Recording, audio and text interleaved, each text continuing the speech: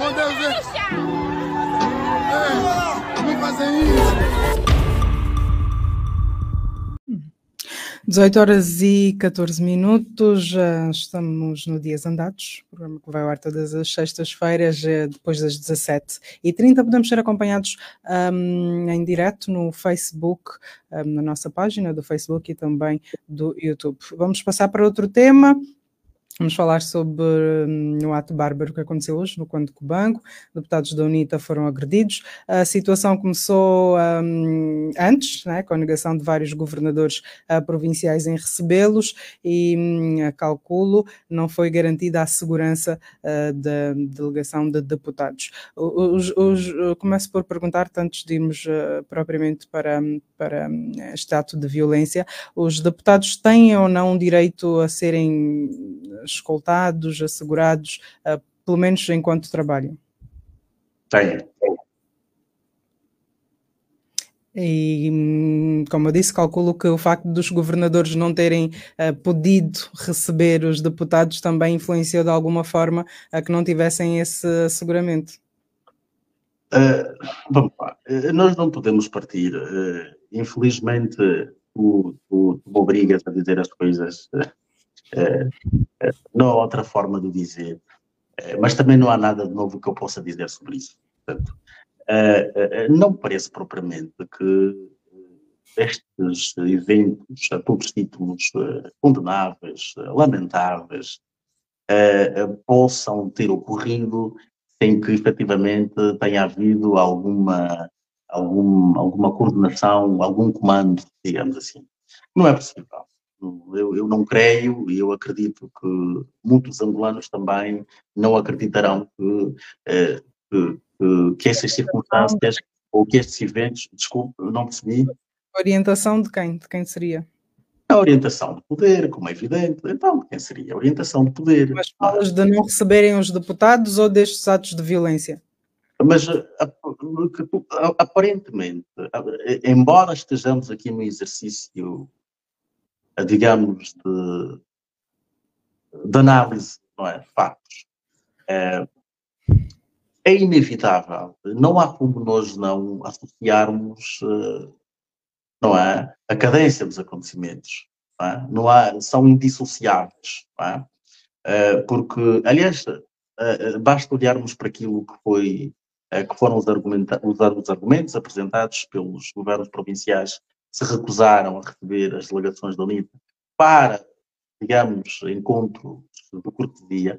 Basta olharmos para os argumentos que foram apresentados, arrolando todas as estruturas do Estado, quer dizer, os governos provinciais, as entidades municipais, as entidades comunais, para uma agenda de interesse público, que é só de conhecimento, provavelmente, desses governos provinciais não vêm para lá. Basta olhar para aquilo para nós percebermos que estamos, tal coisa, não é? Tal coisa do Partido-Estado, um partido que confunde efetivamente a esfera de atuação do partido com a amplitude que é o Estado, com aquilo que é a amplitude que é o Estado, e dito isto, tudo fica mais ou menos explicado, não é? Fica tudo mais ou menos explicado. Agora, isto é muito mau, mete pena, não é? Mete pena que Angola, hoje, é inevitável às vezes fazer recurso a este lugar comum, não é? Depois de mais de 22 anos de guerra, continue a assistir a cenários destes níveis de intolerância que não se explicam, simplesmente não se explicam, senão por esta agenda que nós conhecemos completamente doentia do poder, de manutenção e de controle do poder de forma absoluta, a qualquer preço, a todo custo. E o curioso é que não se compreenda como é que toda esta forma de agir do poder interfere nas questões de desenvolvimento do país, não é? Porque é muito curioso que nós depois assistamos a discursos das lideranças que propalam certo desenvolvimento, a persecução de objetivos de desenvolvimento, mas depois temos cenários como estes que, de facto, como eu tenho feito questão de dizer repetidas vezes, não são só absolutamente lamentáveis, como nos atrasam enquanto país, e atrasam a todos os níveis, mesmo até no plano económico. É verdade que as pessoas muitas vezes têm dificuldades em interconectarem, não é, os efeitos de uma realidade sobre outras, mas a verdade é que é aqui uma relação muito estreita, porque nós acabamos por perder muita energia que deveria ser canalizada para propósitos muito mais interessantes, muito mais benéficos, muito mais vantajosos para o país, e continuamos a ter, infelizmente, um poder que insiste que, de facto, os angolanos têm de perder tempo nestas coisas. Não é?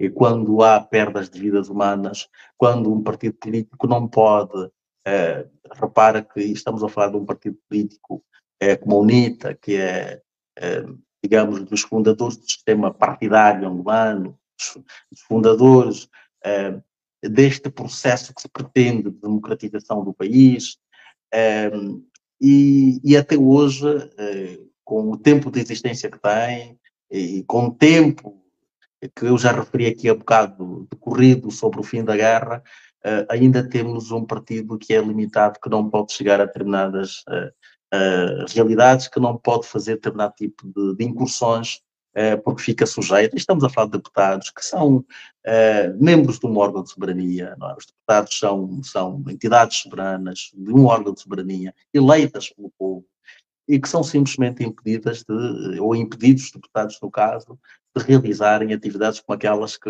a UNITA está a fazer. Portanto, isto é muito lamentável, quer dizer, é muito difícil encontrar palavras para, depois de tudo o que nós diariamente dizemos sobre a realidade do nosso país, sobretudo a realidade política, é muito difícil encontrar palavras para descrever isto que nós vivemos ainda hoje, não é? E, sobretudo, eu gosto sempre de lembrar a circunstância de estarmos a ser governados por uma liderança que prometeu um país reformado, um país mais democrático, não é? Um país que foi uma pura ilusão, para a infelicidade de toda a gente, para a infelicidade de todos nós, não é? Uma pura mentira, uma pura ilusão, não é? Temos uma liderança que prometeu isso, ao ponto de, eu gosto de lembrar, a quando da eleição, por exemplo, de Adalberto Costa Júnior em 2019, o presidente João Lourenço ter mandado uma mensagem efusiva de felicitações e uma mensagem efusiva, estendendo a mão para que os principais partidos ou os principais atores políticos trabalhassem juntos em prol dos interesses de fundo do país, nomeadamente a questão da democratização também. É este líder que nos prometeu tudo isso, que hoje nos recua, nos coloca a falar sobre situações que deviam ter ficado no passado, não é? É uma pena, uma pena. E é uma pena, sobretudo, porque aparentemente há uma agenda nesse sentido que não para por aqui, não é? Quanto mais nos formos aproximando dos momentos derradeiros da luta política e particularmente partidária, é muito provável que, infelizmente, atos como estes e continuem, infelizmente, a repetir-se pelo país, sob o olhar silencioso também daquelas entidades que têm algum poder de influência, nomeadamente as entidades externas, não é? Os países que têm algum poder sobre o poder angolano, não é? que têm alguma palavra forte sobre o poder angolano. Eu, obviamente, não sou daqueles que eu não penso que a solução dos nossos problemas tem de vir necessariamente fora, não é? Mas nós temos sempre também de denunciar aquela postura hipócrita, não é? Dos países, dos organismos internacionais, que todos os dias apregoam os valores da democracia, os valores dos direitos humanos, mas depois assistem a situações como estas de forma serena, tranquila, mudos, calados, o que é uma vergonha total, não é? Uma vergonha, uma pena, não é? Portanto, não é difícil. O Presidente da República de alguma forma se vai pronunciar sobre este incidente? Não acredito porque já houve vários outros incidentes, não que quando morre uma pessoa é sempre um incidente muito grave, não é? Quando morre uma pessoa por intolerância política é sempre um incidente muito grave, mas é evidente que a questão quantitativa também tem a sua importância, não é? Já houve circunstâncias em que morreram muito mais pessoas e não tivemos reações do Presidente da República. Portanto, o que é que nos levaria a acreditar que desta vez haveríamos de tê-la, não é?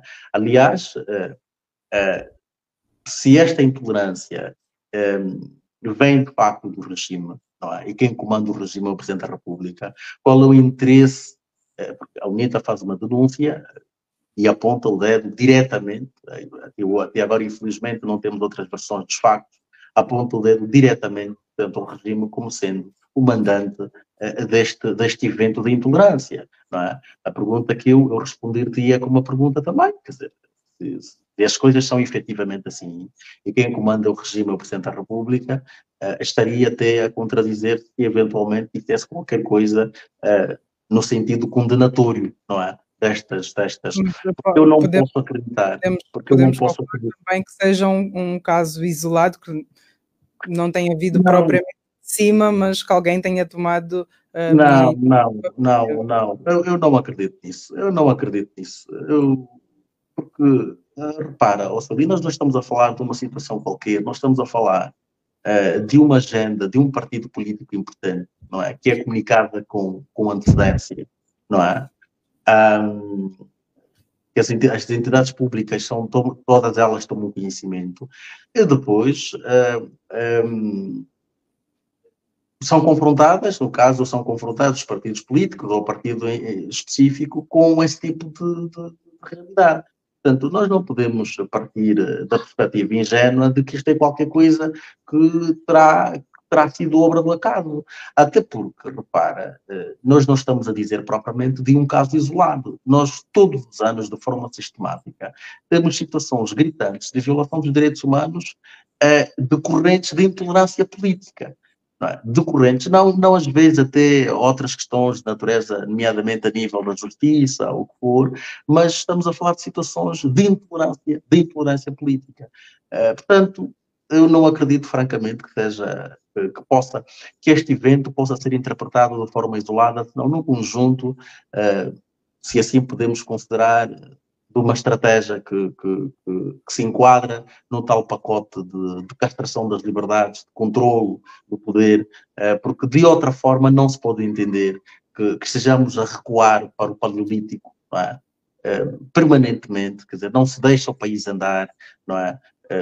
Por interesses, e não é por interesses do país, é preciso que se desmistifique isso, é por interesse de pessoas, não é? Porque se estas pessoas que governam Angola governassem no interesse do país, eu penso que todos nós estamos de acordo que Angola hoje estaria em patamares muito superiores àquele em que se encontra. Portanto, não há uma governação no interesse do país. E quando eu falo numa governação no interesse do país, é a todos os níveis, incluindo ao nível do respeito, obviamente, dos direitos humanos, da promoção das liberdades, da promoção da democracia. Não há qualquer... Tanto, e assim, repara que há bocado, e vê a conexão que existe entre os temas, ainda há bocado falávamos do eventual, deste tal futuro periclitante dentro do MPLA, que no fundo também se debate com questões democráticas, não é? Porque se nós estamos aqui a comentar a hipótese de violação de estatutos, estamos aqui perante... Isso já não existe em realidades, em realidades urbanas e urbanizadas, não é? Politicamente urbanas. Quer dizer, estas questões de discutir estatutos, de violar estatutos, coloca-nos mesmo num nível muito básico. Estamos o que é lamentável, porque Angola mereceria mais numa altura como esta, porque tem tudo para merecer mais, mas por conta de interesses muito específicos, não são interesses do país, é preciso que repita isso, são interesses de grupos, são interesses de pessoas, o país vai continuando aprisionado, como temos visto até agora. Os procedimentos da Assembleia Nacional exigem que, até para receber cumprimentos ou para receber os governadores, por uma questão de cortesia, tenha de haver a autorização da Presidente. Ora, se isto se fosse, excluindo obviamente exagero, a este domínio nós só poderíamos ser equiparados à Coreia do Norte. E é uma comparação injusta. A justificação dada por 8 governadores. E a minha resposta é esta. Isto é de um nível... há muitas coisas que acontecem em Angola, e quando eu digo que o nosso país mete pena, eu até, e vou dizer isso de forma quase irónica, até me leva, de certo modo, a compreender, não é? Aquela filosofia, aquela teorização sobre a mentira da realidade angolana, não é? Que ouvimos um certo ministro dizer, quando vamos lá fora, vamos lá mentir, vamos mentir, vamos dizer que o país é bom, não é? Há certas coisas, e eu estou a dizer isso com toda a ironia, obviamente, que isto representa, que de facto há muitas coisas que nos envergonham enquanto país, não é? Que metem vergonha a serem expostas perante o mundo, porque nos colocam num plano muito excessivamente atrasado, atrás do atraso.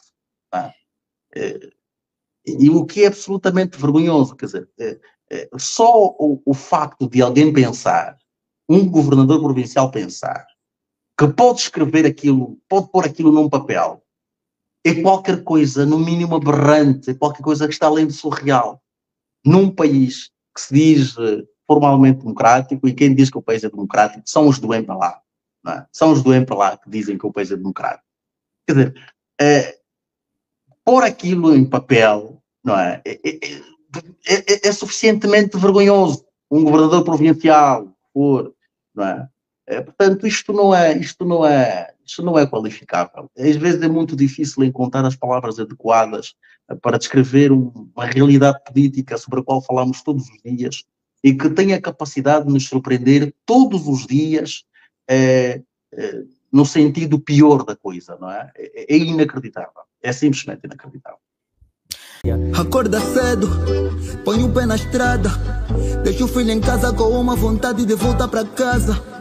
Quando chega à praça,